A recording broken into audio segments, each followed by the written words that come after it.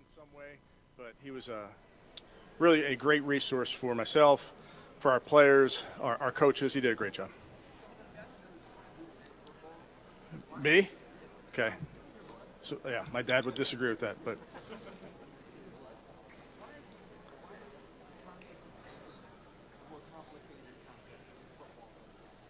say it one more time. Oh, you said tanking. That's a great question. I don't have a great answer for you. I'm sure uh, there's rule considerations in how our game is set up versus the NBA, but I'm not sure. Do you feel your role in this draft is a little more expansive with the quarterback search? I wouldn't say expansive, Tony. I think you try to be involved in all these decisions and help where I can help, but not any different than before. What do you want in the team for the starting quarterback? Yeah, I think we're obviously looking in a bunch of different areas there. Where there's some really exciting young players in this draft that you're looking at. There's obviously work to be done in free agency and all those type of things, but I think we're looking in all avenues, if you will.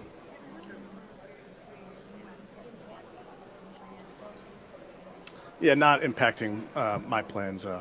As you know, Mary Kay, I think the world of Miles. I understand the business of football, and I understand these things happen from time to time. But I expect Miles on our team this year, next year, the year after that, and so on. He's a part of the present. He's a part of the future.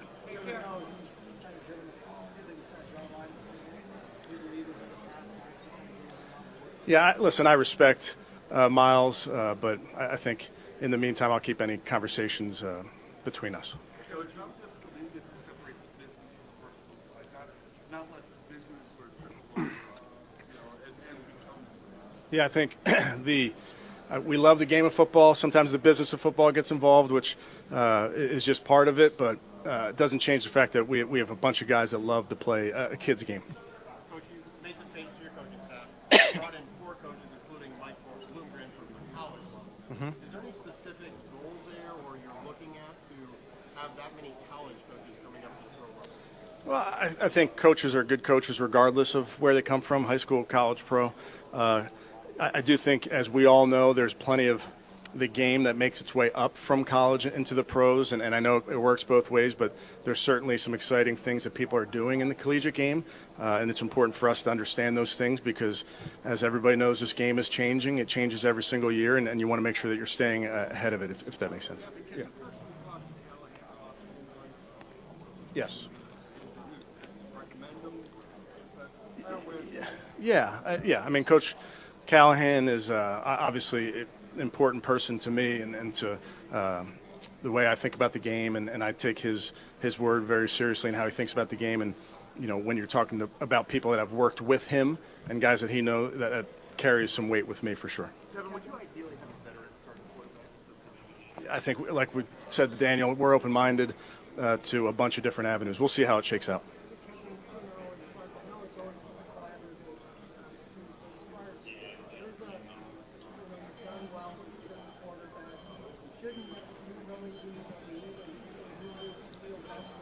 Yeah, we work collaboratively, like you said, Fred. This is an organizational decision in all these things. So I'll work very closely with Andrew, with our entire staff, in making these decisions.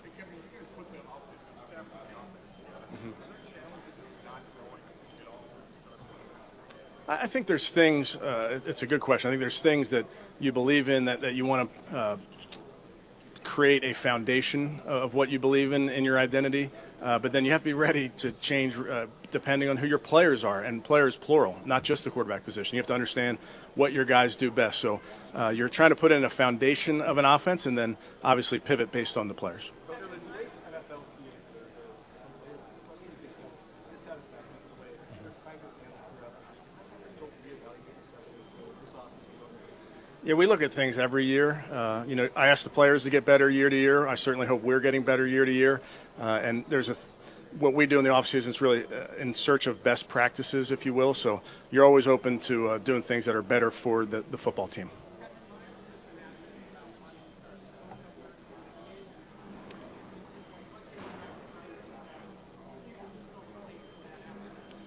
Yeah, I also want to win. I also want to win a championship. That's just how we're wired, and we're working very hard towards that goal. There's a lot of focus on the quarterback, but does your running back position need to be rebuilt, and the running game in general need to be rebuilt? I think the offense, Tony, to your point, we're certainly looking at things in the run game with a new offensive line coach like Coach Bloomgren. With Tommy Reese, we're putting in a system that's going to be certainly new to 2025 Cleveland Browns. As it relates to players, we're always looking to add good players. I like the guys we have in the running back room right this minute, but there's plenty of good players that you're always looking to add. Sorry, Daniel.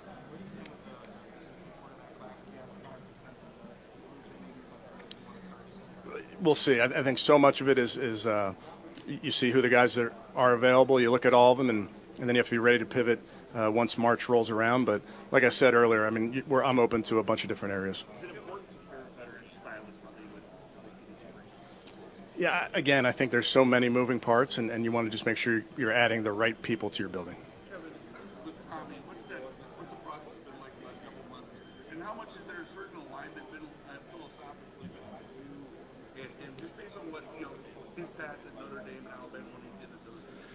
Yeah, Tommy, we talked about this obviously when we hired Tommy, but feel really strongly about his background and how he sees the game. He's done a really nice job in the weeks that we've been working together with the offensive staff, putting this system together. He's working very hard as we speak with the staff. They're meeting on that now. So we continue to look at everything and make sure that, like I mentioned before, it's about building the foundation and really starting right at square one there, making sure that you have a sound system that you're building upon.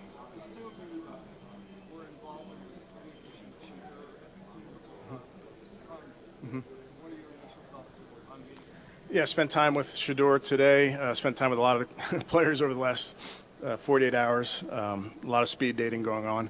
But Shador is a very, very impressive young man, was raised the right way. Obviously, he's a heck of a football player. That's evident off the tape, but really impressed with the person.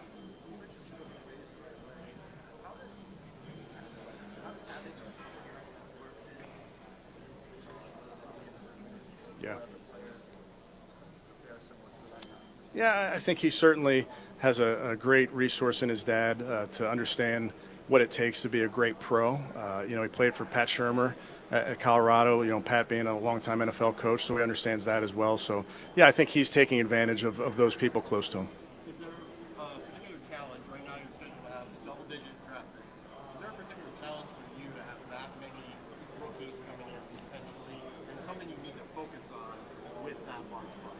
Yeah, I think every year it's different. Sometimes you have a few more picks than others, and this year certainly you're looking to get quality players and quality people that you want to bring into your building. And then, a big part of what we do as coaches and certainly as an organization is player development. That's a big piece of this. So you're not getting finished products in April. You're getting guys that you're going to bring along in a bunch of different areas, certainly in terms of X's and O's, but also just in teaching them this game, teaching them this job that they're embarking upon.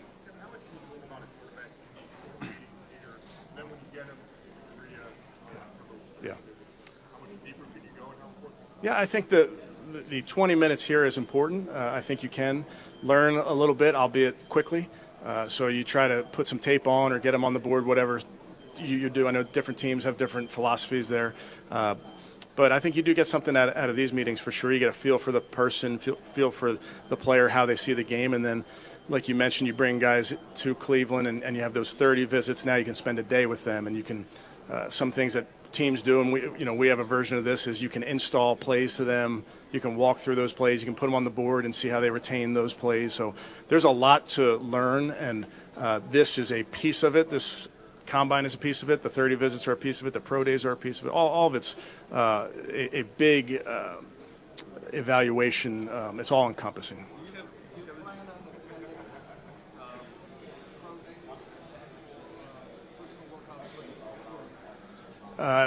Don't have it finalized, but we'll be on the road at some of them. Yes. Yeah. Very, very impressed with Cam as well. Just his career, where he's been, is a unique path, but knows football really well. Was very impressed with his meeting in terms of his recall, going back to his Washington State days, and how he saw defense, how he progressed, how his processing worked. He kind of could talk through all of that. I was very impressed with the young man. Kevin, what about Jalen Milrow and how's that?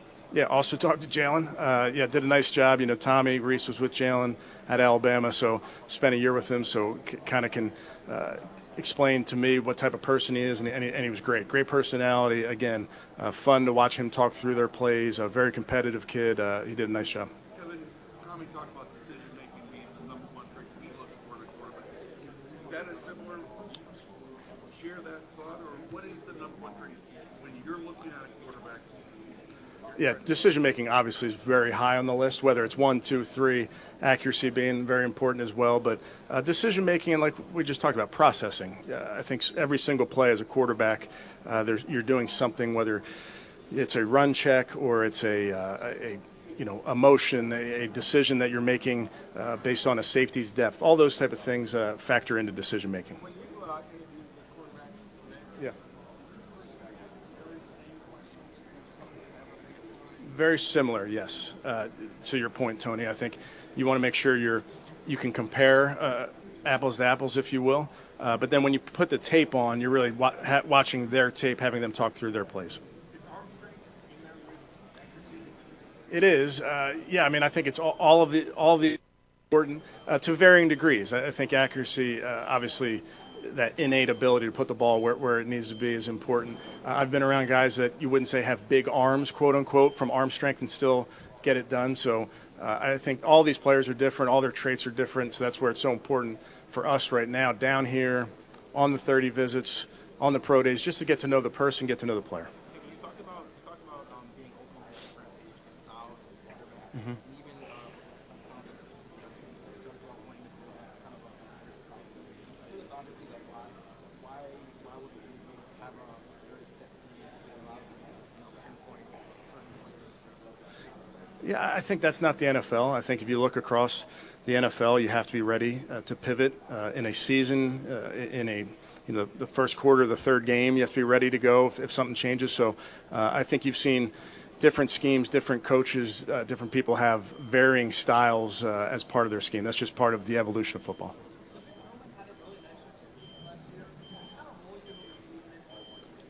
Yeah, disappointed with Sed's injury towards the end of the season, where that really took him out of playing at a really high level for us. So excited for him to finally be healthy now, and looking forward to a really good third year from him.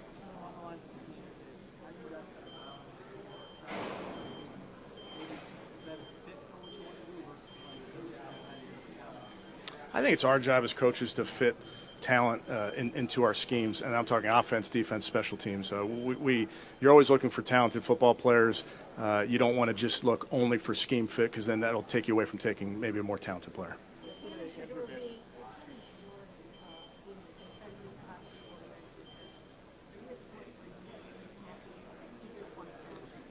Yeah, I wouldn't characterize it that way, Mary Kay, other than to say I'm really impressed by Cam, Shador. There's a bunch of guys that I think it's great tape. I think they're really good kids. So there's some really talented players at that position. But then look across the other positions. I mean, it's been a very, very impressive group as I've gotten to talk to them. But certainly you put the tape on it, it's an impressive group overall. Yesterday, Barry said foremost that you use Travis Hunter as a receiver over a corner. Are you on the same page with that? And what have you seen in the evaluation? He's a football player for sure. Yeah, I think our offense coaches want him to be a offensive player. Our defensive coaches want him to be a defensive player. So we'll talk through those type of things in this spring. I think every building is going to talk through those type of things, but he's a football player. Chuck Bednarik of the modern era.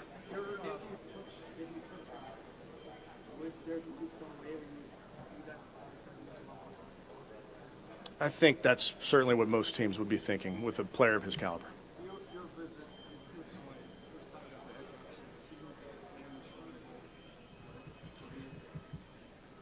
Yes.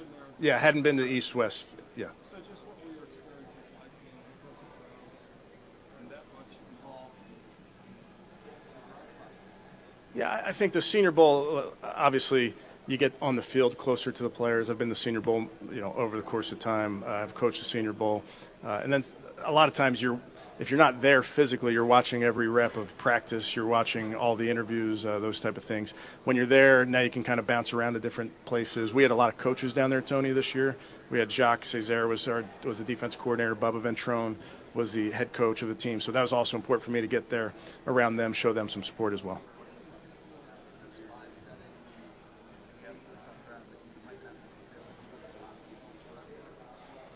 I think certain positions, maybe you're. I think if you ask any position coach, they'd say they want to see their position up close and personal. So, line coaches want to see how a guard comes off the ball. Defensive line coaches want to see how a defensive end comes out of a three-point stance. So, I think by position, certain people feel like seeing them in person is really important. I've done it a bunch of different ways, but when you're down there, you also can see how they interact with their teammates, how they interact with their coaches as well. There's a lot of players who won't participate here at the combine. Is that something you like to find out why they chose not to participate? Obviously, injuries is not an issue, but Right. is that something that's important for you to find out why they are not participating? I think you ask and you have them talk through it, but I understand the dynamics at play with some of those decisions that these guys are making, and they have to do what they think is best for them in these moments. Cam Moore's decision not to play the second half of the bowl, was it a top Cleveland Browns? Yeah, I'm not going to get into specifics of our conversations, Tony, but like we were just talking about, I think there's obviously in this day and age, there's a lot of dynamics at play.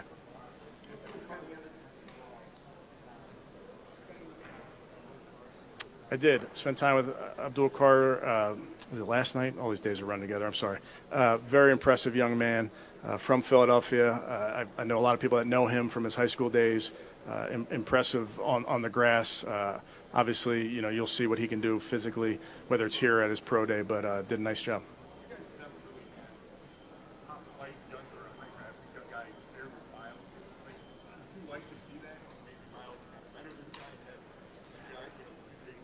I mean, I'm open to all of this. That's the exciting part, where you can envision all these type of things, and certainly adding a really good player opposite Miles is something, of course, that's intriguing.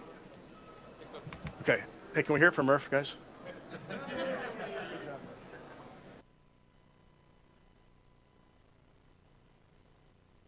the podium presented by Vivid Seats, purchase your official fan experience package today for the ultimate game day. Oh, by the way, we're doing it live. Yeah, on baby. First Friday, Cleveland Browns Daily, 850 ESPN Cleveland. Merely Bowe, the great Z. You just heard from your coach at the podium.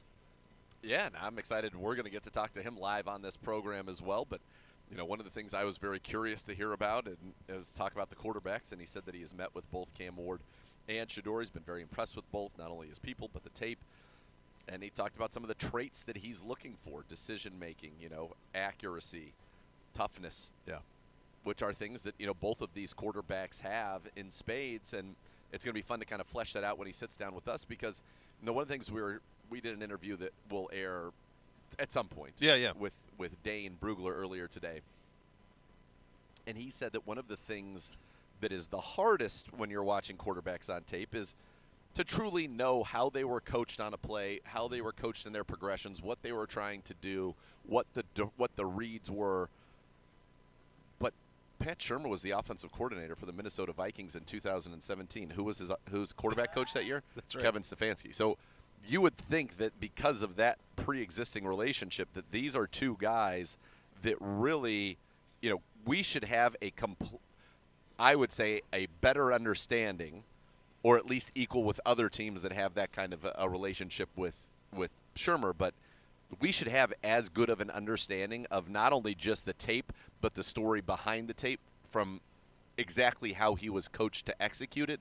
That should give us, I think, a level of knowledge about Shador that, maybe other teams will not possess. I think you could say the exact same thing about Cam with Glenn Cook, For sure. with his Miami ties and everything that's there. So, like, you want to – we are uniquely positioned to know as much as you can know about these two guys at the top of this draft, and not what their agents or they think that we want to hear, but the real truth. The real truth, you Bootsy. should have it. You should have the real truth on these two guys, and you should have a complete understanding of who they are heading into the draft as this process gets going. Absolutely. And I think that, you think about, I think so many people are looking, at certain traits. I thought it was interesting that, one of the traits that Kevin didn't lead with is arm strength, right? Yeah. Pat Shurmur won Assistant Coach of the Year following that 2017 season in Minnesota and became the head coach of the New York Giants with Case Keenum as his quarterback. Yeah. We've seen Kirk Cousins thrive in this situation. We've seen how Brock Purdy has really been the most efficient quarterback in the league, prior to this year, over the 2 years previous to that. because if you understand what to do with the football and play within the scheme, it's going to give you answers. And then if your best asset and your best attribute is the ability to actually deliver the football where it's supposed to be on time and accurately, Yeah. you're going to be really successful in this scheme. And so I think that that's why I'm so excited about both of these guys. And you're going to hear differing opinions. We've had people sit down here, and say that Cam was their top guy. We've had other people say that they prefer Shador, that both are there. Some think that there's a bigger gap between Cam and Shador than others. But you've got guys here who absolutely can win at the next level for you. And I think for the Cleveland Browns, again, we talked about the life raft that's been given to them. I'm more convinced than ever. And, Adam Schefter is doubling down. He's like, no, the Browns are taking quarterback too. Music to my ears. And he doesn't. Same. He doesn't say. He doesn't do predictions. No. So when he says something like that, it almost feels like it's a report. Because I used to have him on radio years ago. And he can be tough. And he's really tough on radio because you will say, what do you think on this? He's not really interested in doing that. He's interested in telling you what he knows. So if he's saying that, he knows it. And that's the way that now anything can change. I think one thing that's going to be really fascinating is this lead up to free agency, because it's like could be as many as 8 or 10 guys who could be either in free quarterbacks at the quarterback position that could be free agents. They could be trade. There's going to be a bunch of them that could be available, and that could also shape what happens at the top of this draft, and it could shape what happens at number 1 with Tennessee. Because all of the reporting is they're not interested. They're shopping the pick. They want more assets. They don't have a third. There's all of these things. So I think that's the other part of it is what happens over the next 2 weeks that kind of shifts how the thought process on these quarterbacks. Because the business of the NFL over the next 2 weeks, I think, is going to be pretty fascinating business. And I would have to say that the Matt Stafford domino is a major one. We want to take a quick timeout. Hello, yes. Gibby. Hi, how are you? Gibby. Yeah. That was a hard time. He'll be back here. All right, in just Charles a Davis second. going to join us in a couple of minutes. Kevin Stefanski will join us live after that. We are off and running at the NFL Scouting Combine in Indianapolis. You're listening to Cleveland Browns Daily on 850 ESPN Cleveland.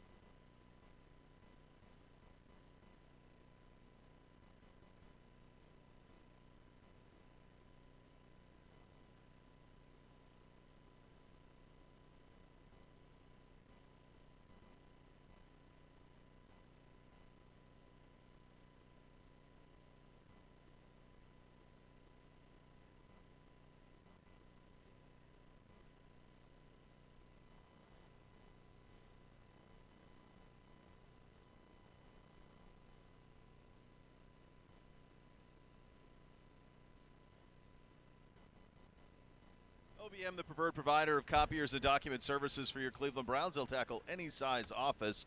216-485-2000 or visit ohiobusinessmachines.com. One of the things I look forward to every year is our visit with NFL Network draft analyst Charles Davis, and he is here in studio with us, rather at the Combine with us now. I did want to start with this. Last two times a couple times ago we had you on, you were in an Axe Cap hat. Yep. Then you were in a Yellowstone Dutton Ranch Yep. hat. What are you watching right now? Landman. Landman. Ah, it's He's good. always ahead of the theme. It's He's good. always ready. He's Landman. always ready. Have you guys seen it? Of course. Oh, yeah, we both Oh finished my it. goodness. So much fun. Yes. Right? It's so good we can even have an NFL theme with it. We do. Jerry steals the scene. Now, how good was he? He's got to get an Emmy. Give him an Emmy. I'm serious. John Hamm's like, I'm going to tap out to this. This is amazing. Billy Bob, John Hamm in a scene, and With Jerry Jones, and Jerry crushed it. Jones takes the scene. Steals it. See, Billy Bob's sitting over there like, I've been dominating this show. That's right. Been dominating I am the show. until now. Yeah. Yeah. Yeah. You Jerry. know? And for all of us who love Varsity Blues, Allie Larder. Come Oh, on. man. Oh, we What a waited so comeback. long. Right? What a comeback. I mean, how great was that? She's Like, throwing 110. So there's no doubt. Yeah. I mean, yeah. it's Paul- a tremendous show. Paul Skeens is like, I think she's hitting higher on the radar gun right Yes. now than I am. So There anyway. is no doubt. I got another one for you. Have you watched Severance yet? Oh yeah. I've not watched Severance yet. I was going to tell you, Paradise is one that I've been watching. So Okay. if you guys We've wanna noted. check Second that time one I've out, heard let that me this know. week. Noted. Yeah. Yeah, noted. Let me know. I need to check out Severance though. It's I heard it's really good. one of the best shows I think I there has not been a time like I've enjoyed Landman thoroughly, Right. and it's fun, it's popcorn. Right. I think about this show Oh, when so I'm Sever- not watching it Ah, because it now is that's a great endorsement right there. it's incredible. Okay, so after the draft, Yes. that's Yeah, when there we you dive in. When Beginning you of May, watch the I'm in. season 1 finale, when Okay. you're done, please just Call text you? me. All right. Or you call me, even I'll better. text you. Either way. Either way. I like it. In Yes. your draft analysis, where does the Combine sit in terms of what you believe the Combine and then where you get by the time we get to the draft? You know, it's funny. The Combine I think sometimes it takes an unnecessary beating. I think it got to be in vogue that the Combine was really overrated and it's the underwear Olympics and it's this, that, and everything. And I get where people are coming from. At the end of the day, the tape should win. But there's also, you have to remember when you're watching tape, the people you're evaluating are not always playing against NFL people. It's not apples to apples. Correct. All right? I was a decent college player. I didn't make it in the NFL. So if you're evaluating someone against me, that's not a good evaluation. Now, some of my teammates, that's a real good evaluation because they made it in the NFL, if you understand what I'm of saying. course. So here, it's everyone against everyone in the same condition, at pretty much the same time, in the same drills, with the same eyeballs on them. And yes, there are going to be guys that opt out and they'll do the pro day and what have you. But for the most part, you build that good baseline, you get to see it, and you have to see if that stuff matches up to what you saw on tape. Confirmation. When he beats someone up on tape or he runs by someone on tape. A wise person said to me years ago, Mike Mayock, he said a lot of what the Combine is, it confirms what you thought, and it also will lead you back to the tape if you have questions. Yeah. That's what he said. That's what a lot of what you get out of the Combine. And Mike's one of the smartest guys I know and a phenomenal evaluator. And I try to listen occasionally. Yeah, it certainly is a good thing. I did a lot of listening yesterday, and I'm better for it. I certainly enjoyed that. When you think about, you talk about that aspect of it, and then there's another aspect of it, and it's the conversation you had with Greg Cosell yesterday, for you talking to people around the league, Yes. talking to people whose opinions you also respect. Hey, did we see this the same way? Is that information side of it, and not just for evaluators, but for the actual teams themselves, almost as big of a deal as everything that happens that's on camera for the world to see? I think it is. I think for a lot of the scouts, cross-checking and doing things of that nature. But you also have the ones where you have such conviction on a guy, you don't want anyone else to know it. Yep. Just how much conviction you have. Jay Cutler, remember when he went to Denver? They never worked him out. That's something. They didn't even meet with him Didn't need to. because they knew what they wanted. They didn't want anyone else to know. Yeah.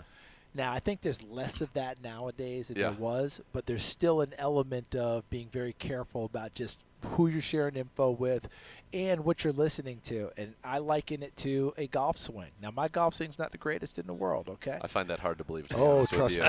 I Trust really me. do. If you see me swing it, you'll go, oh, okay, I'm convinced. Okay. All right. But when I talked with people who are in the golf world, which I used to be in way back when I worked in it, they were always talking about if you're a player, you have your swing coach, but you don't have multiple swing coaches. Because if you have multiple swing coaches, you're going to do it multiple ways. Yeah. And guess what? Now you're just screwed up. It's one way, same thing. Or when you're coaching, how are we coaching this quarterback? Everyone better be in alignment, better be saying it the same way and the same time and the same area. Otherwise, you're messing the whole thing up.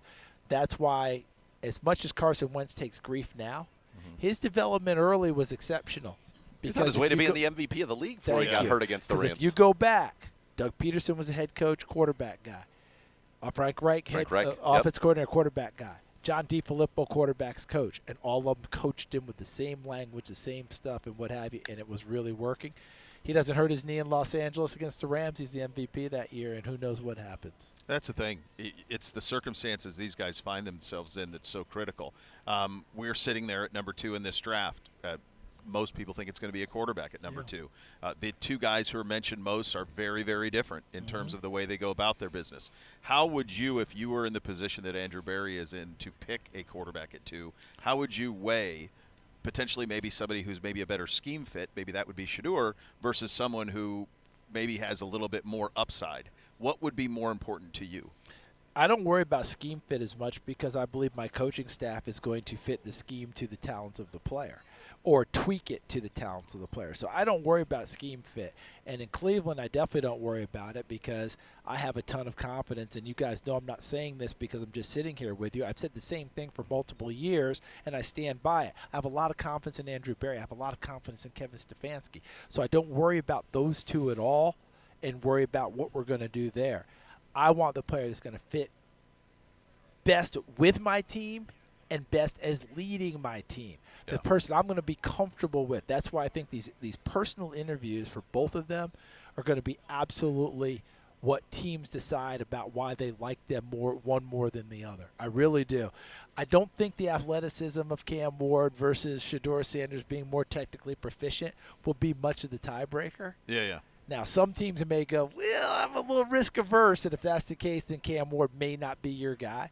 But what I would point out to them is, hey, maybe you go through a few things with them, and then you get Josh Allen in an MVP year. Yeah. Because how many times did you watch Josh Right. and you're going, Oh, yeah. okay, I did it. He didn't do it this year, did he? The wild horse caged it in, but was still. Oh, my God. He was War Admiral, man. He Now, was. you guys don't know who War Admiral is. War Admiral is who Seabiscuit beat in the match race. War Admiral was the Triple Crown winner, and no one thought they could beat him. So I told my guy, Randy Moss, not the great receiver. Randy Moss, the horse guy, Triple Crown horse guy. Of course. Randy Moss that guy's so smart. I will call him from time to time. I say, Randy, I got a guy. He does this, and this. And he goes, okay, he is this horse. Right? So I was using War Admiral. I said, hey, Josh Allen, War Admiral. He goes, yeah, I get it. He goes, but Charles, War Admiral was, like the 30s or the 40s or whatever it was. I said, why don't you get a little more contemporary? Yeah. I said, okay, well, who is he? They said he's Justified. There you go. 2018 Triple Crown winner. There you go. That's Josh Allen right now. If you worry about all that all the time and you don't think you can coach him to get better, then maybe you don't have the right people in place. That's not the case in Cleveland. So I'm not worried about that. So you say part at get all. the best ball of clay. Get the best ball of clay, but the ball of clay that you as a staff and an organization are comfortable with, that he's going to be my leader and my team is going to gravitate towards him. That's what I have to have. I don't know either one of these young men well enough to say one way or the other. I just know that when I would turn on tape and watch them play, I was like, I'll take those two. I'll take either one of those quarterbacks Perfect. because I think they're really good players.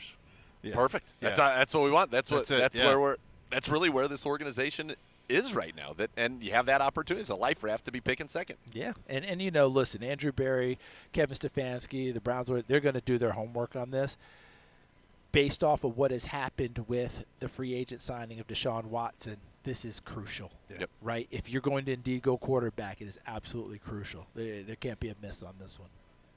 Not just saying it, easily one of our favorite guests. We got a landman. best. Ah, we you got an guys are Alley great. Larder. We got a Varsity Blues. We got a War Admiral. We got a Justified. How about that? That's versatility. And we have the severance to look forward Yeah, to. I got We've severance got it to all. look forward And we've to. got quarterback You got- conviction. you Let's guys go. got- We you guys- got everything we wanted. You Check guys all gonna- the boxes. You guys gonna check out Paradise? It's I'm gonna be- in. yeah, I'm starting- Paradise. Yeah. Noted. It's gonna be good. Yes. Thanks, buddy. Thanks Always for great to everything. see you. Great to see Charles you Davis, guys. NFL You're the Network, joining best. us Thank you. Talk here to you live later. at the For sure. NFL Scouting Combine in Indianapolis. Coach Stefanski coming up next. You're listening to Cleveland Browns Daily on 850 ESPN Cleveland.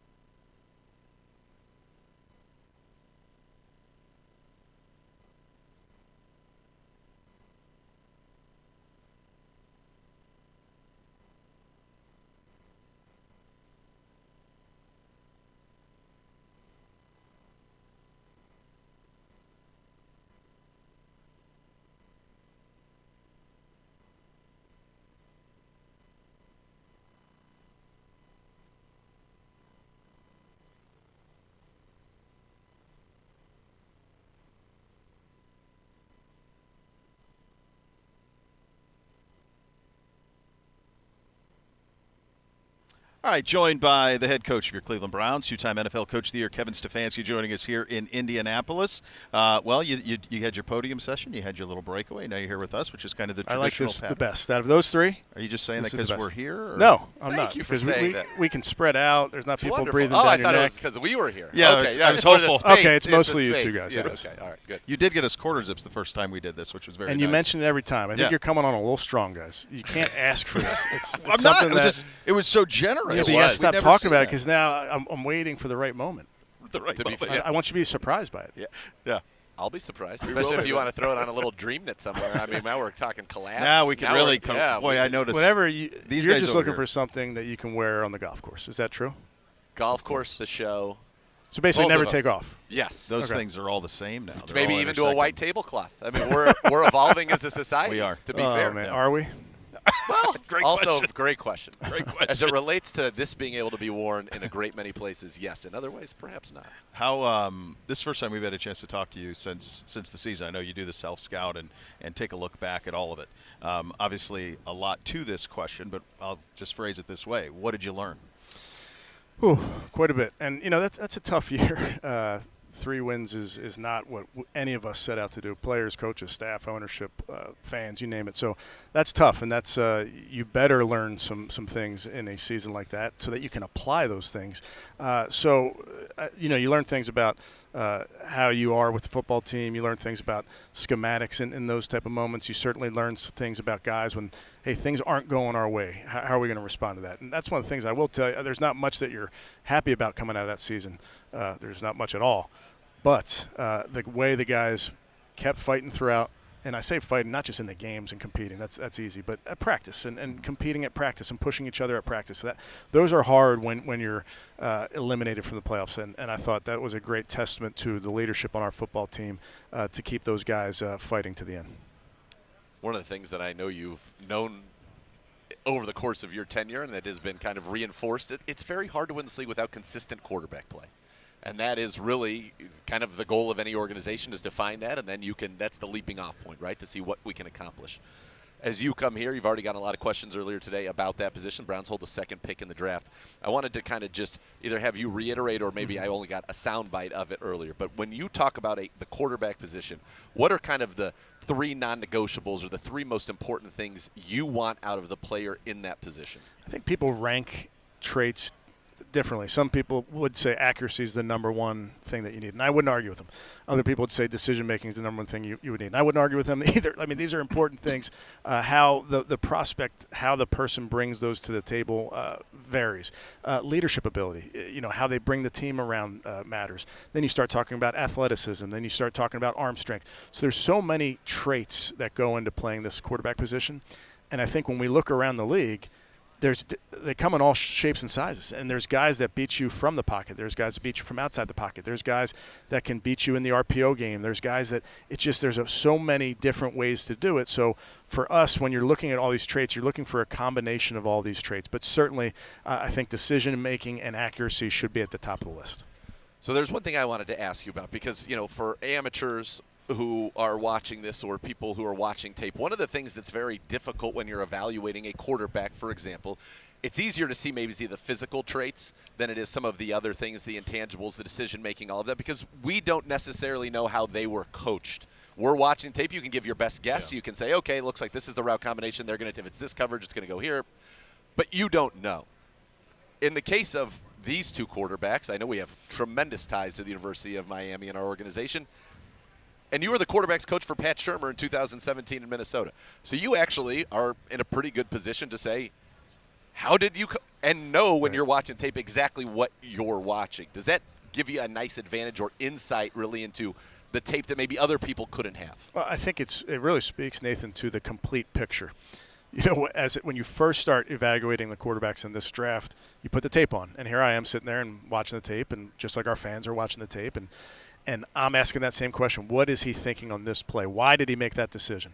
And then you make a mental note of it, or you tag that play, and then you get into settings like this, or you go to the pro day, or you bring them up to your building on those 30 visits, and then you can delve into those questions, and because that's all part. If you want to have a complete picture of these guys, the tape is really, really, really important. The tape is your resume, but also understanding how they're taught, how they think about football is really important. And then, as you mentioned, having Pat Shermer, who's a dear friend of mine and obviously a big part of my career, getting him on the phone to talk about Shador, talk about Travis, talk about, hey, who are the defensive ends you went against this year? Who are the corners that you went against this year? So I try to mine Pat and all my good friends that are in college football. I try to get as much information from them as certainly possible. But I think it speaks to trying to put together a complete picture of these players, which is the tape and their background and getting to know them and the type of person they are and how they process information, how they think about the game. What's today's date? February 26th? Yes. We don't have the complete picture just yet. We got to get through the pro day. We got to get through their measurements. We got to get through their private workout, the 30 visits when we bring them up to Berea. All of that will then give us a complete picture. But what we're doing now is formulating that. And you have all of that, and then there's one other thing, because when you're sitting there at number 2, or if you're going to draft a quarterback high, it better be a personality fit. It's a face of a franchise. There is a responsibility that comes with those type of things. How do you? Is there a personality thing that also has those boxes? When you're looking for that complete picture, how important is that part of it? Because it's a different amount of pressure being a quarterback in the National Football League. It is, and I would tell you the guys in this draft are really, really impressive, and I'm talking the entire class really has been impressive, and I think that's part of it. The complete picture also includes personality and also includes how they're going to be in the locker room and with their teammates. So it's important at the quarterback position. It's really important at every position. So as we spend time here at the Combine, we're sitting with every position. We're sitting to get to know all of these guys because I know having the second overall pick, I get how important that is. I do. I also know pick 33 and so on and so forth. All of those matter. So you have to do your due diligence. You have to do your homework on all of these players. When you bring a stage on the quarterback, or it could be any player, but quarterback, I think because of the decision-making aspect of it, they're handling the ball and deciding where it ultimately goes. As you go through and, I'm kind of scrolling through some of my notes here that I made on these two guys, there were plays where I was like, they didn't go the way I thought they would, and those are the ones I wanted to ask about. For you, do you want to watch ones where maybe they go through multiple regressions, or is it ones where, hey, I think I saw it like this, you looked this way, but you still did this? What are kind of the plays that would you really like to go through them with the player? It's interesting. We were just talking about that with one of the players today, and it's like, okay, what got you back to this? And he said matchup. He said literally his player versus that player. He's like, that corner, we knew all week that when he was in his pedal, he was susceptible to this move. And I'm like, okay, makes sense. Naturally, as you're watching the tape, you wouldn't think that would be the first read, but he had a great reason for it. And that's so much of what this is. Like, hey, tell me what your thought process is, because the tape is awesome. We all love the tape. It doesn't tell the complete story. Yeah, and big picture-wise, when you talk about 2, you talk about 33, you talk about how deep this draft is.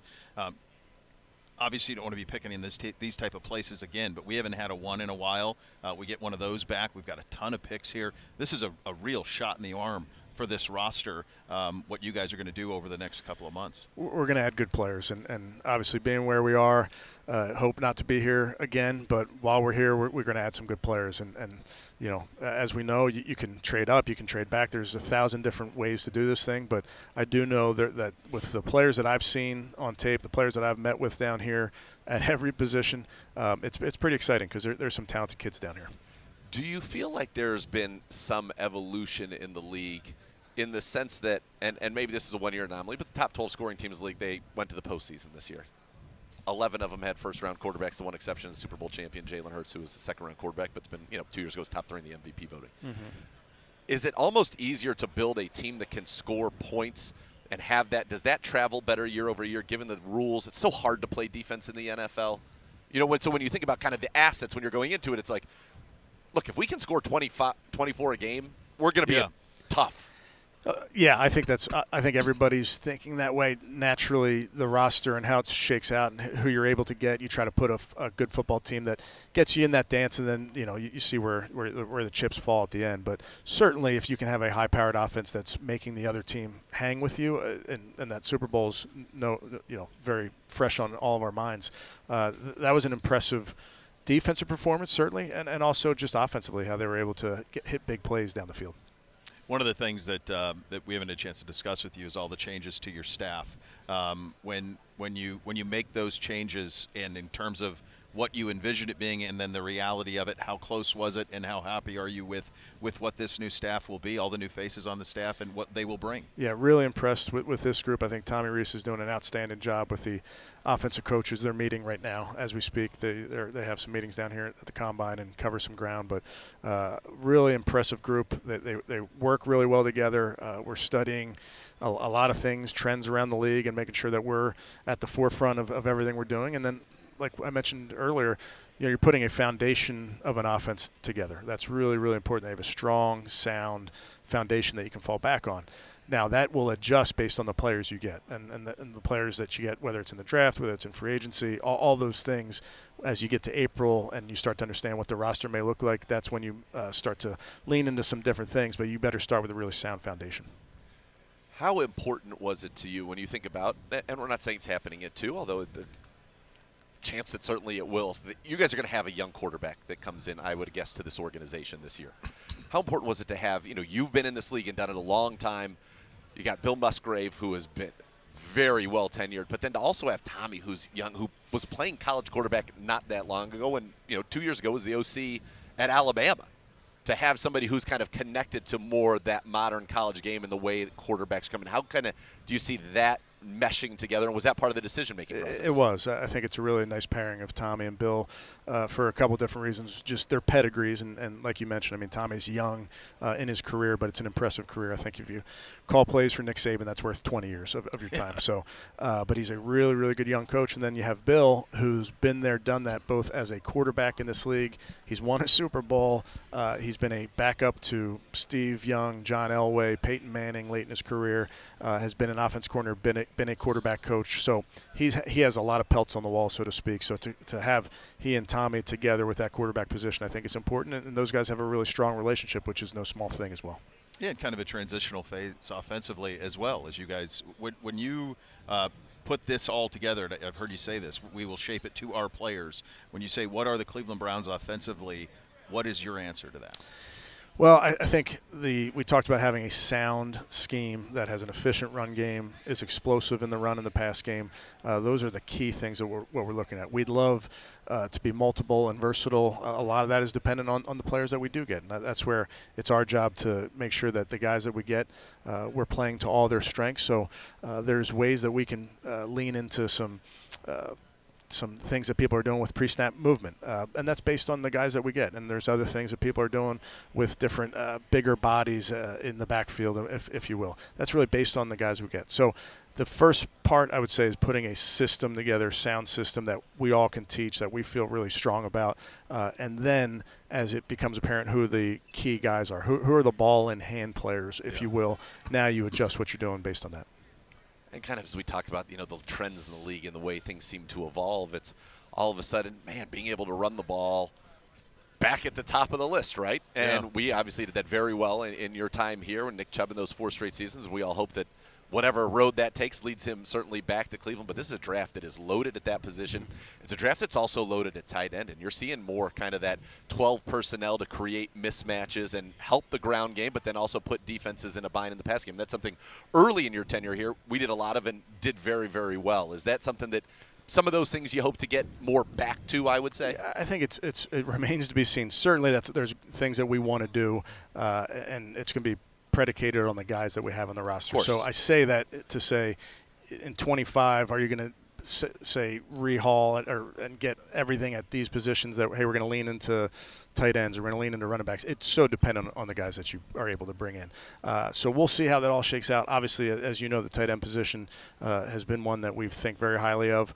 There's versatility to that position. I think if you look around the league and some of the good offenses and the way they're using those guys to make life hard on the defense, that factors into it. But you have to see how the draft shakes out. You certainly have to see how free agency shakes out. The CBD draft has us going 5 offensive players in the first 102. So that's right. So the offensive coaches don't tell Jim that. Yeah, the offensive coaches are happy. Points, more. Can't say the same about Jim and the defense staff. Be less so. Coach, great seeing you. Great seeing you, boys. Appreciate it. Enjoy the rest of the week, and we'll see you back at the home office on the other side of all of this. Coach Stefanski joining us here live at the NFL Scouting Combine. And second hour of Cleveland Browns Daily coming up next. You'll listen to Cleveland Browns Daily on 850 ESPN Cleveland.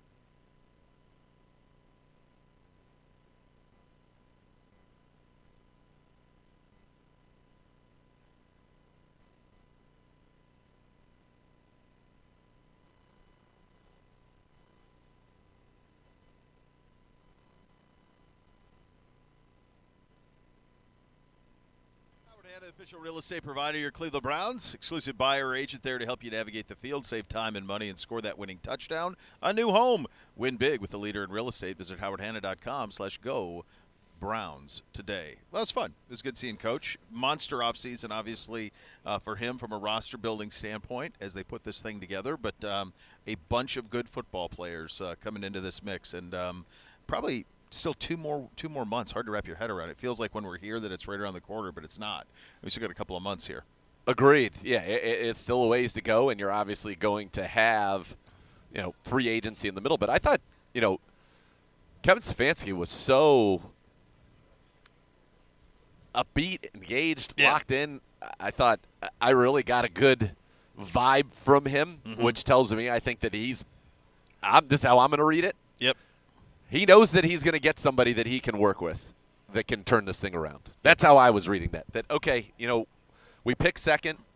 There are two guys in this draft that I think we can get great production out of that can become the leaders of our organization. Now, it may be the case that we like one way more than the other, and maybe you try to get yourself up there and make sure you get that player. But I read that as somebody that is confident that we're going to be in position to turn this thing around.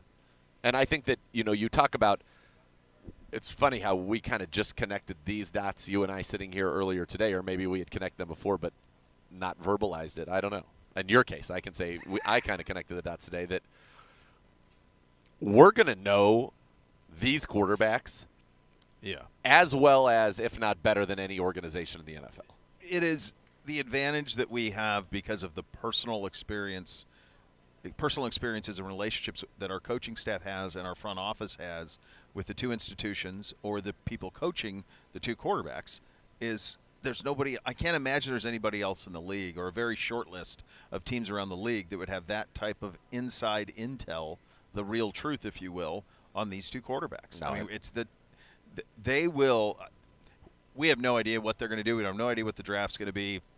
Who knows? But what I think you can say absolutely is that the Cleveland Browns, Kevin Stefanski, this front office, AB, all of them, they will have consensus on one of these two guys, and they will like one more than the other. They may like them both. They may be thrilled with either one of them. And God willing, that's the situation. But the reality is that they are going to know as much about these two guys as anybody to shape their opinion on what to do at number two. And it's an advantage that is – the timing of it is nice. Timing of it's huge, and Very especially nice. And it's crazy, like Colorado and Miami. Well, especially in the Colorado side of it. But to have – even Miami. Who's the last Miami quarterback who was near a top of the draft? No, it's been Vinny? a great long it's been time. a long time, man. Yeah, because you think about some of the guys that were very productive there, who was Ken Dorsey, who was just with us, and Gino Torretta. Right, and then These you go back to like Vinny and Bernie. But No, I'm and saying Jim those are Kelly, top. that's way That's back. top. But like everything 90s on. No, college football, Nate can't even think of one, No. and I'm sure you would have that at the ready if you could. Yeah. I think when the Colorado case, think about Bill Musgrave's relationship with Dion. You think about the fact that Kevin was the quarterback coach for Pat Shurmur. So not only do they have a great relationship, and they can probably even watch film together and go through it and have that, which is incredible access for us.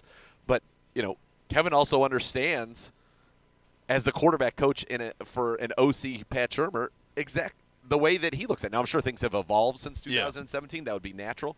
But you have an information, I think, advantage, or at the very least, there won't be anybody who knows them better than you. That's right.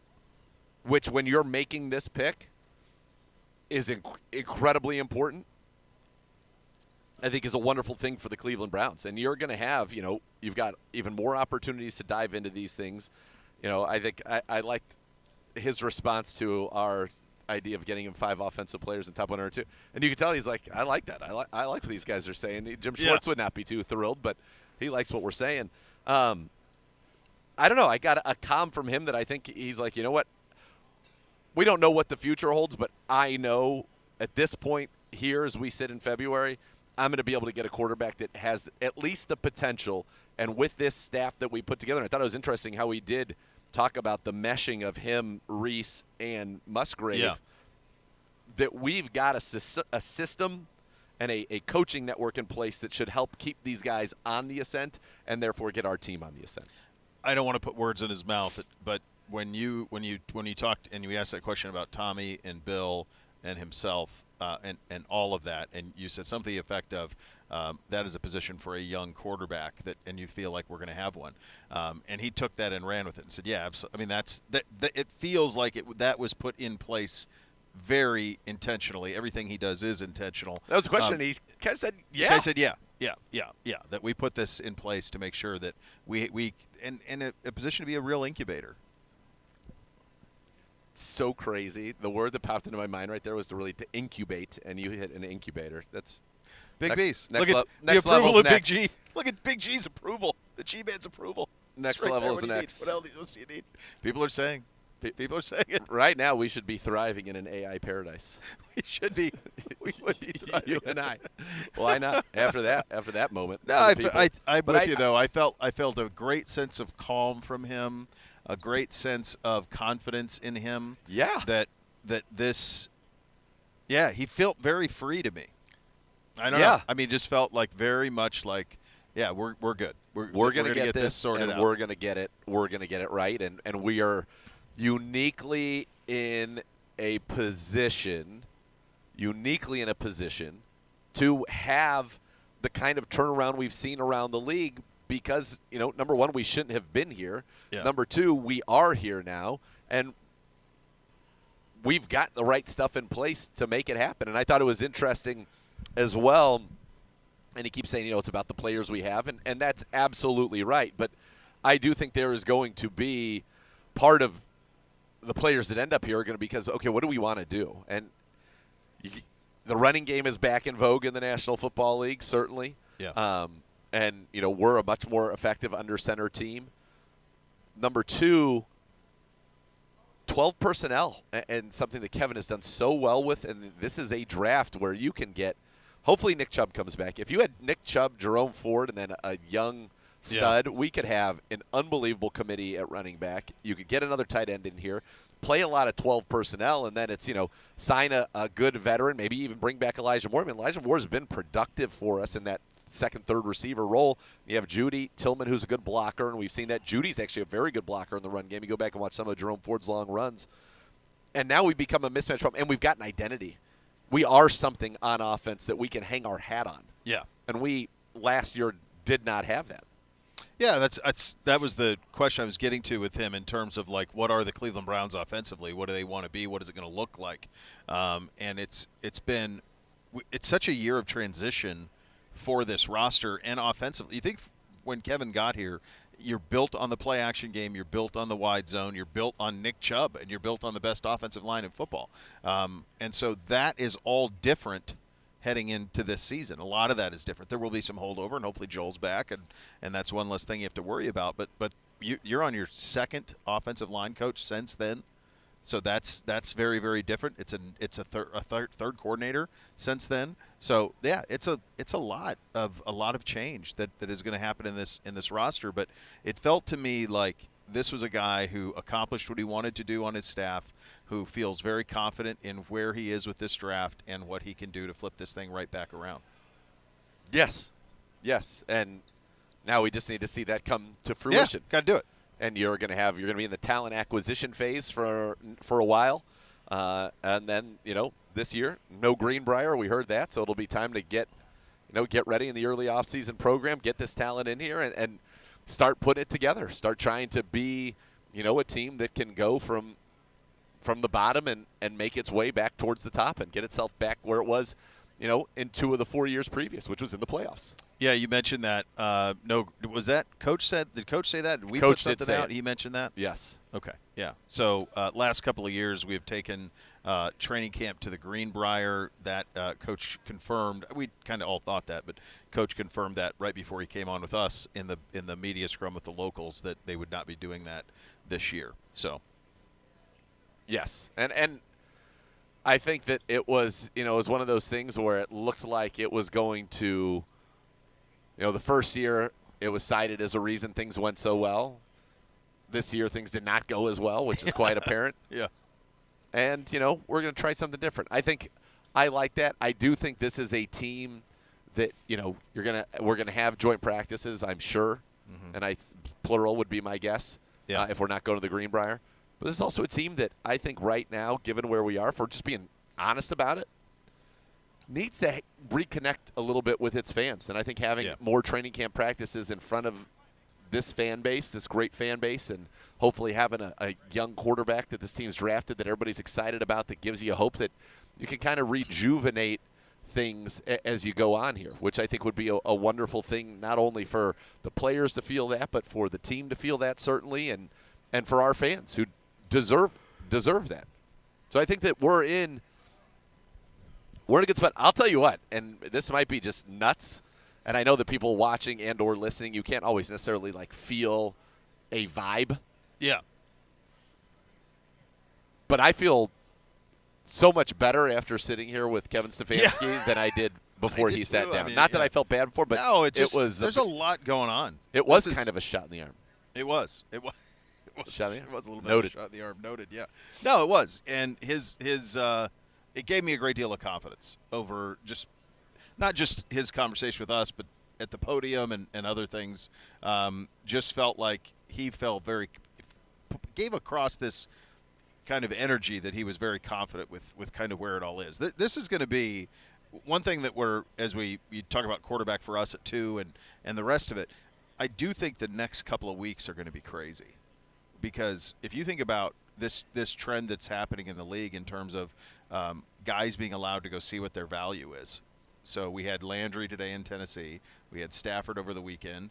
We had Debo. I mean, Jair Alexander. Yeah. So there's kind of that's what we're saying with Nick Chubb. 4 or 5 of them that are like, hey, go see. Let the league but figure some out of these the guys are market under contract. and Like let's Nick figure Chubb it out. is a free agent. Like some Correct. of these guys are under contract. Sure. It's like, hey, go see what it is, and then and we'll come back. So you just at the quarterback position alone. Yep. I mean, if you think about Stafford is available. Now, Sean McVay, which was incredible, Sean McVay said, I just could not believe how honestly he spoke about this. He was on with Fitzpatrick and Andrew Whitworth. Yep. He was on with them. I could not believe how candidly he talked about it. But he said, look, we just want to be transparent. In the end, we want you here, but go see what's out there. If somebody's interested in you, have them reach out to us. Let's just be honest about it. So Stafford's available. Now, they may not find a common ground, and maybe that common ground is for him to remain in Los Angeles, but he's available. Aaron Rodgers is available. Russell Wilson's available. Justin Fields is available. Despite what was said yesterday about Atlanta, it's possible that Kirk Cousins is available. It's possible Derek Carr is available. I mean, Daniel Jones is going to be available. Sam Darnold is kind of the guy who rehabilitated himself in a year. That's 7 or 8 quarterbacks who have all have started in this league. Some have been elite in this league, Super Bowl champions in this league. Stafford was a couple of plays away from taking that Rams team to the Super Bowl last year. They won the division. Stafford it's all right there. and Russ have won Super Bowls. Cousins, Rodgers too. Rodgers, that's 3. Cousins, Darnold, and Daniel Jones have all taken teams to the playoffs. Yeah. Fields has not yet, but No. is, I think, immensely talented. Mm-hmm. So yeah, there's some. I guess what I'm saying is this is going to be nuts for a couple of weeks if some of this stuff starts to get sorted out, because I don't think you're going to want to be dealing with.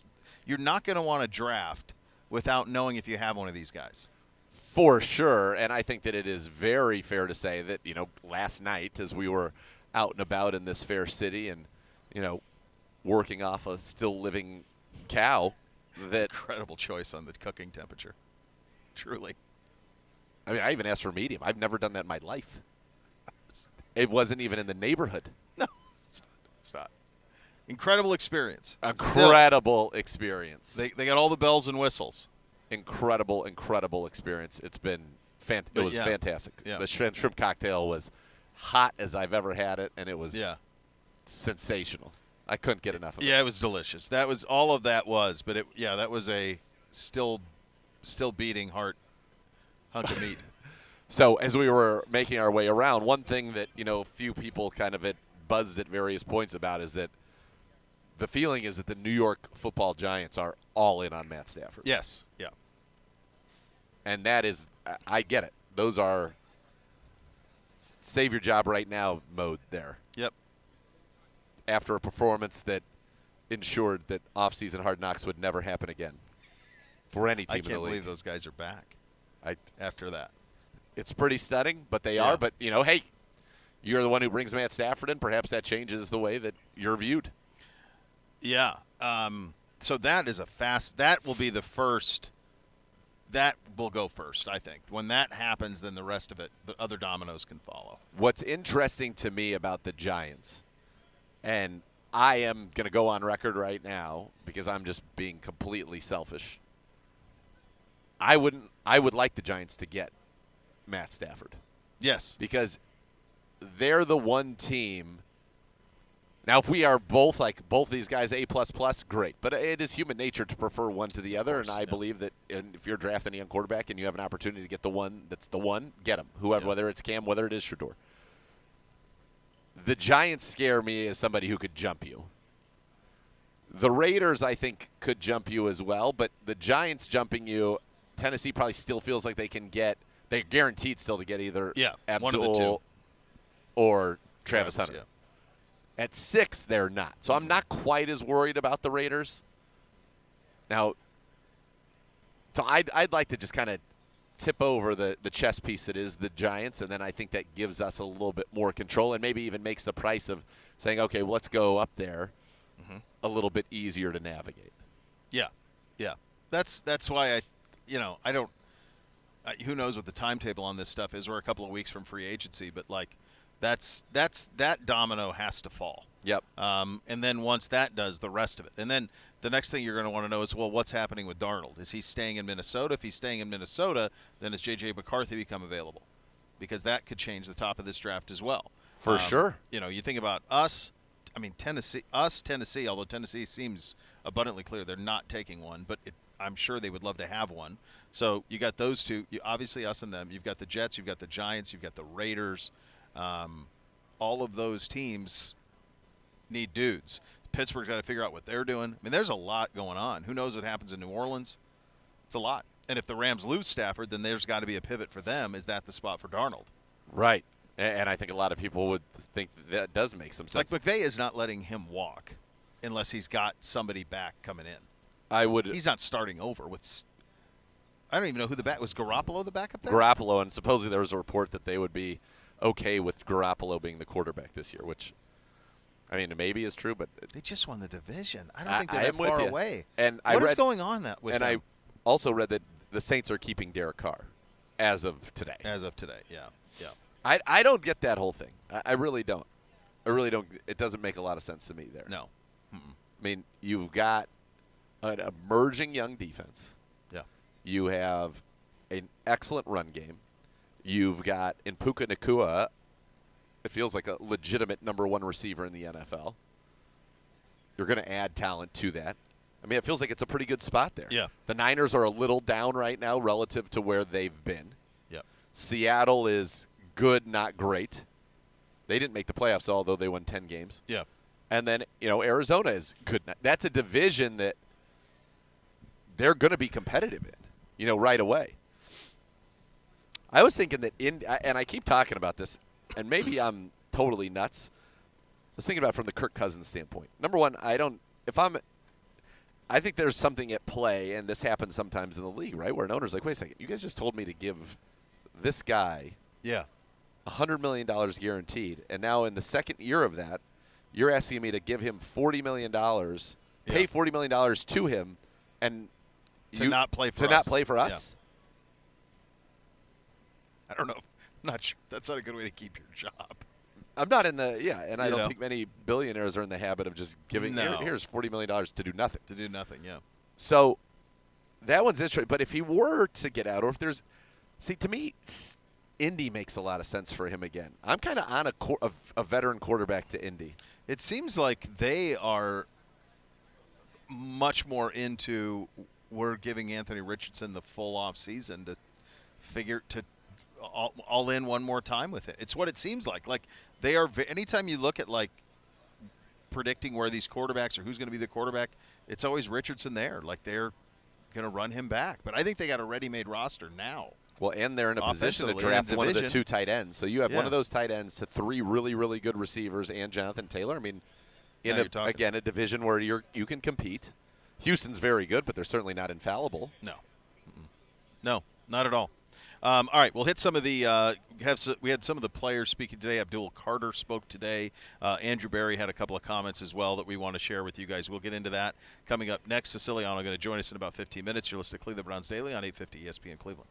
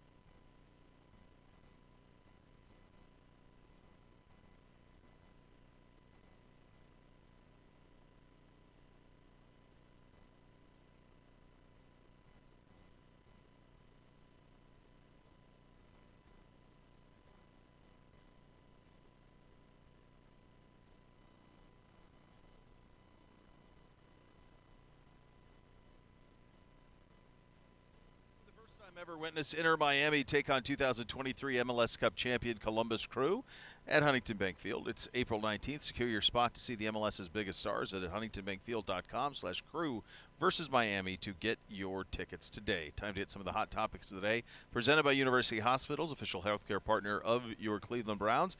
Abdul Carter on the short list of most of the analysts over here as the best overall player in this draft, the defensive end out of Penn State. He spoke today on how he would feel about playing in Cleveland. Yeah, that'd be dope. Miles is one of the guys I study, one of the guys I watch. Just his game, the way he can impact the game as a pass rusher and as a defender overall, as a special team, jumping over the pile, blocking the kick. He's one of the guys I study, try to emulate my game after. There you go. Be interesting. It feels like what do you think the timeline is for the Titans at 1? In terms of what? trade? Like if you put combine's done, free agency, draft, what's the order in terms of them making the decision at 1?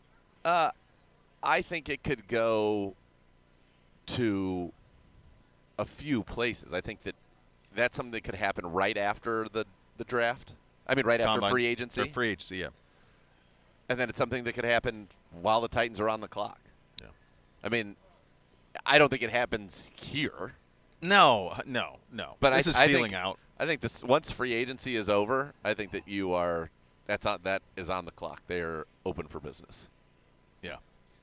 Yeah, it seems like it. And especially if they're a team that kind of surprises everybody, and let's say they sign Sam Darnold. Yeah. Now, I think it becomes even more open for business, right? It could, Oh, then gosh, it could happen yeah. very quickly if somebody said, okay, well, they're not taking a quarterback. Let's go. The Darnold thing is fascinating because before Stafford became available, and Darnold's 10 years younger than Stafford is. So there's, he's not as accomplished, not as proven, obviously not in the same vicinity so far from a career standpoint, but he resurrected his career last year. It's funny because there are some teams that feel very much like, Stafford, plug and play, let's go. Darnold would feel like this team that's located right to our right, the Raiders, right? Like that's a team where that they are in the beginning stages, the infancy of a build. Yep. Right? This is the first time in Darnold's life that he gets to pick the situation that he's in. And he just got out of a situation that was ideal in Minnesota. And my hunch is, Couldn't have been better. Like, can you imagine a scenario? We don't know him at all, but like, can you imagine a scenario where he wouldn't want to just go back to Minnesota? No. And play with Kevin O'Connell and have those receivers and that talent Jefferson, Addison. playing a dome? No, Like, of course not. that's as good as it gets. Of course he's going to want to do that. So it's Minnesota that really holds that card with how they're going to go with this. And their market for Darnold, the market for Darnold will be the next 2 weeks. That's going to get sorted out. 100%. But does Stafford have to happen first? Because I think there are some teams that wouldn't be in I on don't think Stafford so. that would be in on Darnold and vice versa. I don't think Stafford has to happen first. Yeah. And in fact, I think, if you're Darnold, you're like, I want to pick where I want to go. I think if everything that we're hearing right now is true, it feels like Stafford's going to be either a Ram or a Giant. And I don't think Sam Darnold probably has any desire to go back to New York. No, I wouldn't. Even if he gets to play with Malik Neighbors, and that's very appealing, I just don't think he has any desire to go back to New York. So I think that for Sam Darnold, you want to get out there and make your decision, top of the market. And I bet there are serious talks going on. The guys next to us and what ends up happening there with Sam is going to be, I think, fascinating. What they do with Sam Darnold, and if they do bring back Sam Darnold, and if they are paying him $35-40 million a year, what does that mean for J.J. McCarthy? Is he now available, and is he somebody that you look at, even though you wouldn't get 5 years, you'd get 4 years, but do you look at him as a part of this draft class? And if you do look at him as a part of this draft class, is that something where you say, hey, if let's just say that we were in love with J.J. McCarthy. Yeah. Is that something where you say, okay, we'll give you 2, you give us J.J. McCarthy and your first-round pick this year? Yeah. Yeah, we saw Kwesi for a brief moment yesterday, and he's fighting off illness like so many people are. And but yeah, I mean I think we're headed for. I mean, this league is always top of mind, but I think we're headed for kind of a free agency transaction period leading into the draft, unlike anyone we've seen in a while, just because of the quarterback availability. And I think it could be wild over the next couple weeks. And it also could be illuminating and or surprising that maybe the markets for Aaron Rodgers and Russell Wilson aren't as robust. They weren't last year. As people might think. I mean, Russ played for nothing. Yeah. But he could because he was still getting paid by Denver. Well, he could no matter what. He's made a lot of money. But sure. There might not be a lot of landing spots for some of those people. One thing about with Minnesota, they still have Danny Dimes. I mean, that he was on their practice squad and was in the mix there. So if how that transition goes too, like that's 2 of the guys that we say are available. They hold kind of the cards on that and have them in their building. Sure. Yeah, and I think what the Vikings' decision with Sam Darnold, I think, has equally big ramifications just for the rest of the league landscape in terms of that position shaking out as the Matt Stafford Rams situation. Yeah. Those are the 2 big dominoes, I think, to drop in the quarterback landscape. Yeah. And I think if neither move, then the J.J. McCarthy part of it becomes somewhat interesting. If both move and Stafford ends up, let's call it, in New York, I think it's likely that Darnold could be the one that replaces him in L.A. Yeah. Yeah, I would agree. All right, we'll continue broadcasting live at the NFL Scouting Combine in Indianapolis. You're listening to Cleveland Browns Daily. We're presented by Ballybet, official sports betting partner of your Cleveland Browns on 850 ESPN Cleveland.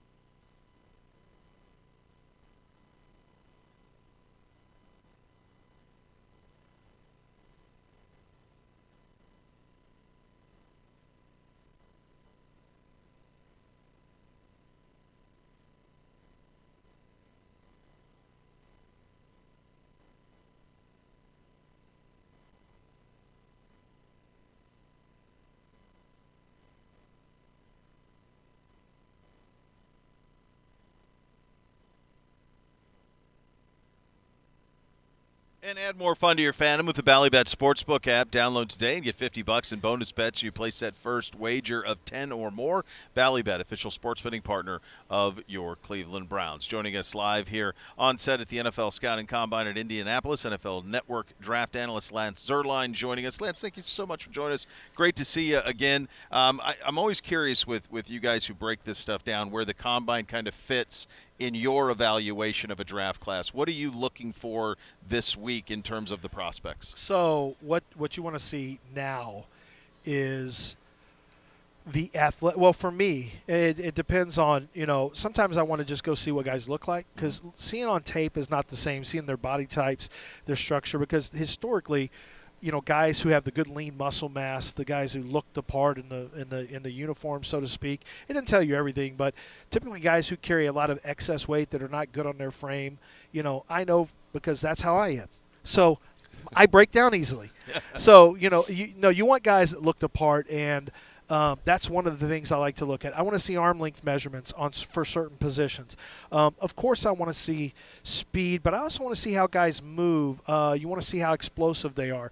But for me, like if you give me a position, I'll tell you what I'm looking at. Quarterback. Okay, quarterback. What I want to see is I want to go down on the field. I want to be on the field, and I want to feel a confidence. I want to feel something from them. Now, Shedeur Sanders is not going to be throwing, and he's a guy that on tape looks very confident from the pocket. He exudes confidence. And I remember Carson Wentz had that when he was out here. C.J. Stroud had that when he was out here. You can feel those guys. Interestingly enough, a guy who didn't really have that was Bo Nix, but I think Bo Nix went to the perfect spot also. Yep. But I want to see how guys move. I want to see how corners, what they look like when they're transitioning and moving and flowing. I want to see wide receiver. It's interesting. I sit there on the sideline. Last year, there's T.J. Houshmandzadeh and Michael Irvin, and there's all these wide receivers, and I'm just sitting there listening to them talk about Steve Smith. I'm listening to them talk about how wide receivers are running routes, what they're doing well and what they're not doing well, and I'm just being quiet. I want to hear what Kurt Warner, now he's on the broadcast, but I want to hear what some of these experts, these former players, are saying about these players, so I tighten up my process, or maybe I know a little bit more about what I want to look for when I'm at the Combine. So the field drills are really important to me. The testing is important to solidify a ranking, or to maybe say, ooh, that's like if Will Johnson, let's say he came out here and ran a 4.60. Number one, if he's running a 4.60, he ain't running. So he's not going to run here. Now, I already know he's not running here. Yeah. So, but if you have a cornerback where you're not sure on him and they run a 4.62, if you had a second-round grade, you got to drop them to day 3. There's nothing you can do with a 4.62 until they get to their pro day. And if your own stopwatch has him at a 4.55, 4.54, maybe you say, okay, let's push him back up to where he was.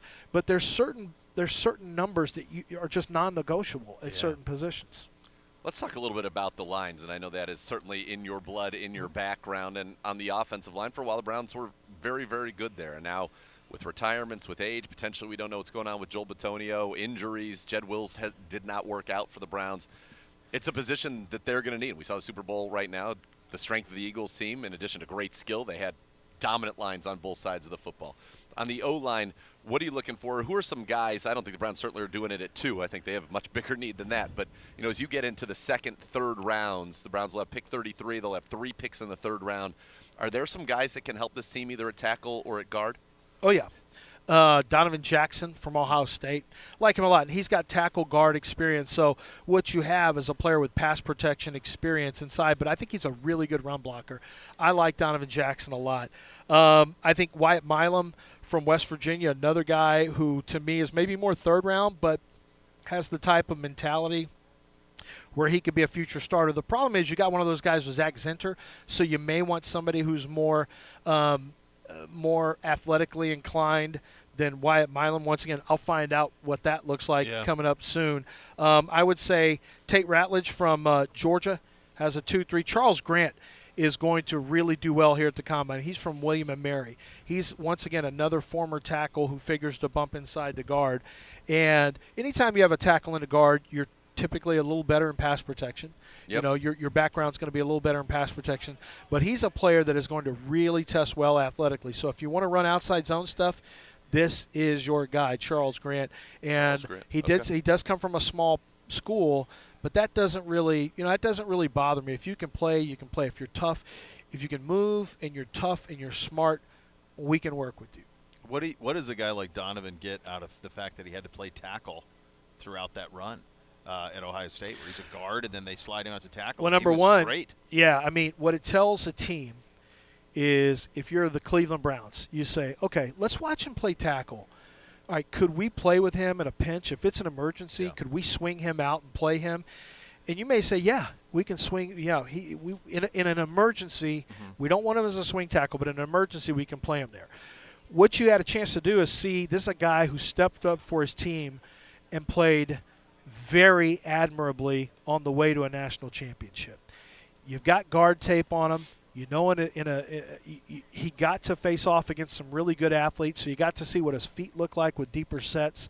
You got to see him go against people who he was athletically overmatched maybe against some of the guys that he went up against, although I would argue he's just a pretty good athlete in general.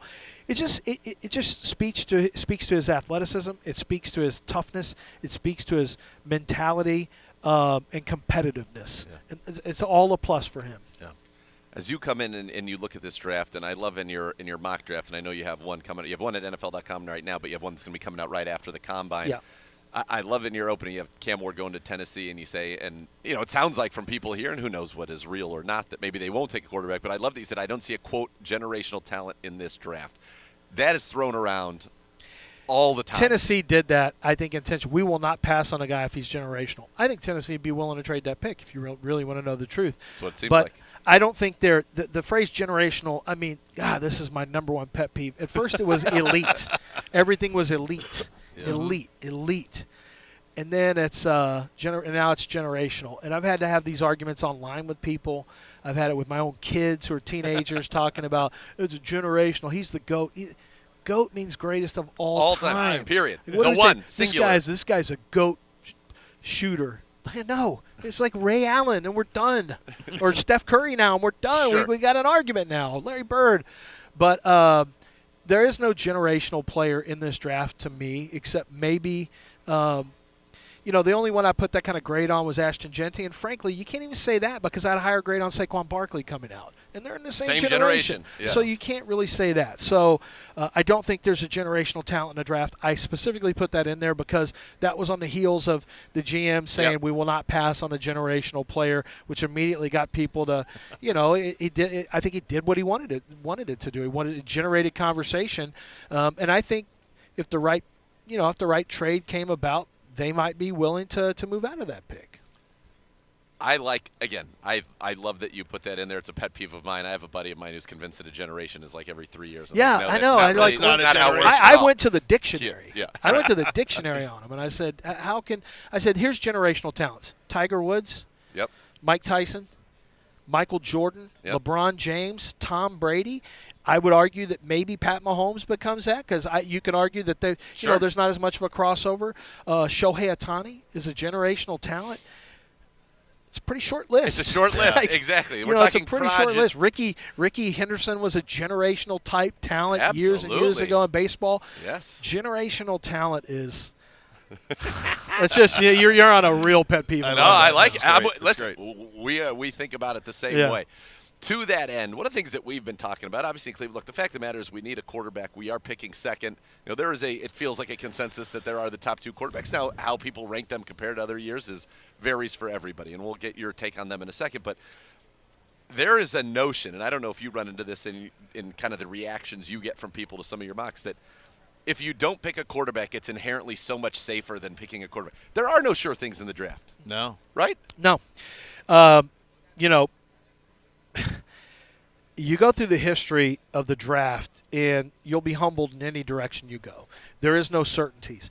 So, you want to ask me where I'd have Cam Ward, or because I have grades. So you want to ask me where I have Cam Ward or where I have Shedeur Sanders in last year's draft? I have him.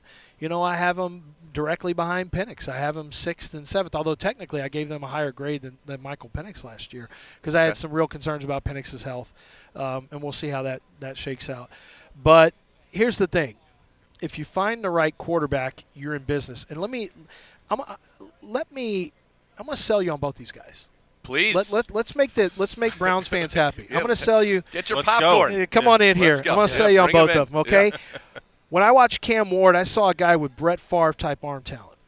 The problem you have with Brett Favre is that he's going to hurt his own team, and he is going to help his own team. But he helped him more than he hurt him. He's a Hall of Famer. But with Cam Ward, he tries to play a little too much hero ball, which is pretty standard for most college quarterbacks. But he has an arm. He can make throws that no other quarterbacks in this draft can make. He's better than Anthony Richardson was, who also had a big arm. But Cam Ward has tremendous football character. Everyone talks about his mentality is exactly what you want. He's a worker. He's got a big arm, and he's got the ability, and I would encourage him to more often take advantage of his legs, because a lot of these guys fall into the trap of, well, I want to show you that I'm a passer. Dude, in this day and age, go ask Josh. Get yards. Go get yards. Go move the sticks. Cam Ward has the ability to move the sticks, and he has the ability to create explosive plays. Yep. He will have some turnovers. You got to try to coach it out of him. With a good running game, you take some pressure off of him. That's why building a running game is so important for a young quarterback, and building a good defense. For Shador, I've got an interesting. There's a conversation to be had about if you draft Shador, you draft Deion Sanders, which is not necessarily a good thing. Are you drafting him? I'm going to go through some concerns I have, and then I'll get to the positives. Are you drafting a guy with a podcast every week? Probably. I don't love that. I'm just being perfectly honest with you. But let me tell you what I saw with Shador. I was expecting to. I wrote Travis Hunter up first. I saw some throws I didn't love, and I went into this thinking, and I try to keep as open a mind as possible. Yep. I have to. And I went into this thinking, this guy's going to be a 61 for me, which is like a third-round grade for a quarterback. And I watched the tape, and it didn't take long where I said, man, he's actually really accurate. Like, Shador's an accurate quarterback. And what I call everyday throws from point A to point B. You're going to run a comeback. I'm going to put it right on you. It's on your frame. It's in your hands. It's not up here. Those everyday throws, really good, really accurate. His poise, really good. His confidence, really good. He doesn't get rattled. I think it's a family thing. I think he grew up with a certain level of confidence. Here's what I'm going to say that would be wildly unpopular with the Sanders family, but it's a compliment. I think if Shador Sanders stops trying to – now, his arm, extremely average. It's an average arm. Doesn't make great throws off platform. You can show me a highlight here or there, and that's fine. I'm just telling you, in the NFL, it's not going to cut it. He doesn't have a plus arm. He has an adequate arm. Does not have a plus arm. He has an adequate arm. But you know what he does really well? I think if you put a good running game behind it with him, and you convinced him that being a game manager is a positive, and you show him all the great quarterbacks of the past that were game managers. Tom Brady's a game manager. Yep. Yeah. Shador Sanders has the capability of staying in that pocket, picking apart defenses. Surgeon. If he's willing to say, I'm not a playmaker, I am a game, but you can't call it game manager, you call it a captain. I'm the captain of this ship, and I'm going to drive this offense forward. Shador has all the intangibles. We always talk about arm talent, this, and then we say, well, what's really important is accuracy and poise, and the little things like that is really, really important. And you know what? Shador has those. He has poise, he has confidence, he has accuracy. So I struggle with him because he's got this wide receiver personality, but he's also got the intangibles that we always look for in a quarterback. That was the best. I loved it. That was so great. Yeah. Thank So you. good. I know you got to run. Appreciate you so much, Yes. Lance, for Thanks, stopping guys. by with us. We thank you so much. Always a highlight here at the Combine. You're That's listening to awesome. Cleveland Browns Daily on 850 ESPN Cleveland.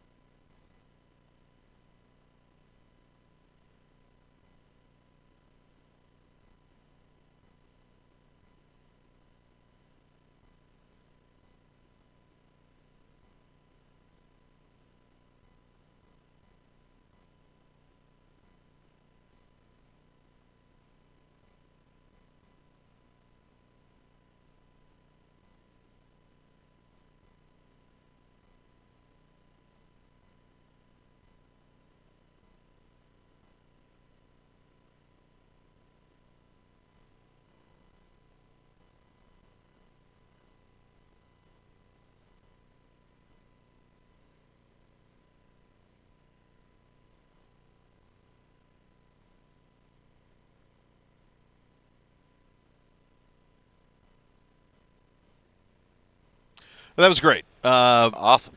Really, really good day. Started with Kevin and his availabilities. Every once in a while, I look over and I see what is This is why is that on your timeline? This is somebody who is a wonderful Browns influencer. His GIF response to a report from Jordan Schultz that Raiders minority owner Tom Brady recently hosted Rams quarterback Matthew Stafford at his home in Montana, where they spent time together and went skiing. Brady has been actively trying to convince Stafford to join the Raiders, and the discussions are ongoing.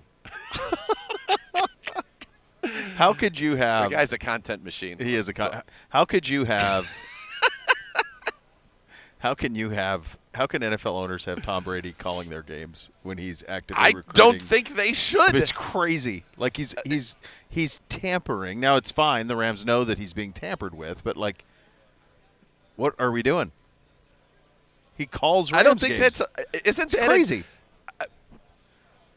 Isn't that a violation? I would think. I don't. It's nuts. I mean, I know they're friends, but like because you are they? Or the just owner? 'cause they're in the quarterback I world? think they're Like, the who knows? quarterback club. Come on, we grew up. Yeah, There's a quarterback club. Yeah, that's They all pretty had true. Zubaz. The Zubas were unbelievable. It's great. First thing when you said quarterback club, first thing I thought of was Zubas. Yeah. Of course. Unbelievable. So good. I saw Yeah. somebody wearing those in the wild, like naturally, Was not in it- a gym. And it wasn't Keith And from it Gemstones. It wasn't. Okay. If I had them this week, I would wear them to Kilroy's tonight. You would. would. Man. You would. Yeah. Well, you're not going to get there till late, Gibby. Gonna be a late night for you boys. Enjoy it. Starting Look at at midnight. Did you see G-Man? That was a nice as a buttery release. Butterly Yeah. release out of the Oh, G-Man. man. Oh, gosh. Made the duck head. Got it That was happen good. there. Yeah. All right. We are back tomorrow. The next level is coming up next. Thanks for listening, everybody. Cleveland Browns Daily, 850 ESPN Cleveland.